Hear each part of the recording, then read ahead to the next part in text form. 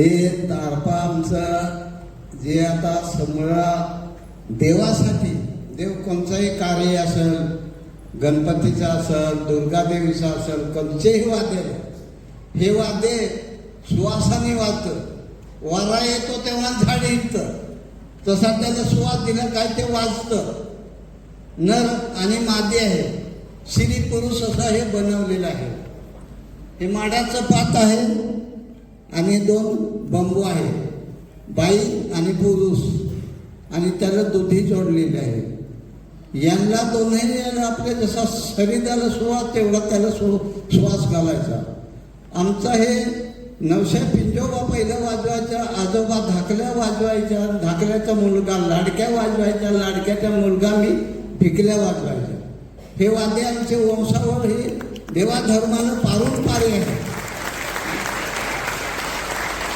आता माझा थोडा नातू पंतू शिकतोय. बाकीचे लोक मी बरंचसं 60-70 लोक सगळं शिकवलं, पण तेवढी देवाची माहिती आणि देवाने जन्माला दिलाय ते आपले मनाला विचार करून आपले विचार करायचा. विचारानं विचार केला तेव्हा विकसित होतो. असं हे माध्यमानं तुम्हाला वाजवून दाखवायचं आहे.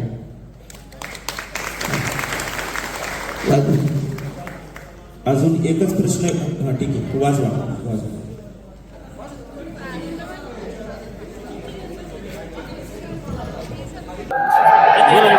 नमस्कार. रुद्रांग वाद्य ट्रस्टचं हे 10वं वर्ष आहे, दशकपूर्ती आहे. 10 वर्ष कशी गेली कळलं पण नाही.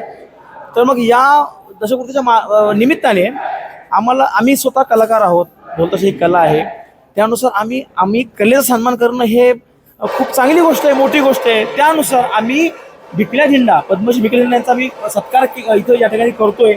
कला दुसऱ्या कलेचा सत्कार करते इथं. धन्यवाद, थँक्यू.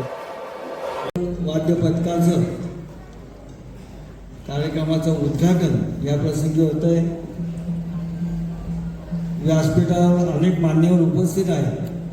समोर वाद्यवृंदातले सर्व भगिनी बंधू उपस्थित आहेत.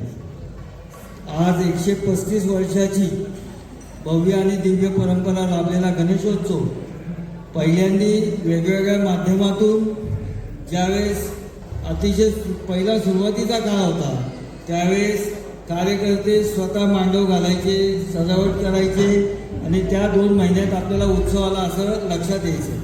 त्यानंतर लोकवर्गणीच्या माध्यमातून हा उत्सव जास्ती आज सुद्धा त्याच्यात लोकवर्गणीचा भाग आहे, परंतु लोकवर्गणीतनं ही चळवळ पुढे जाताना 2 महिने त्यावेळेस लोकवर्गणी केली जायची.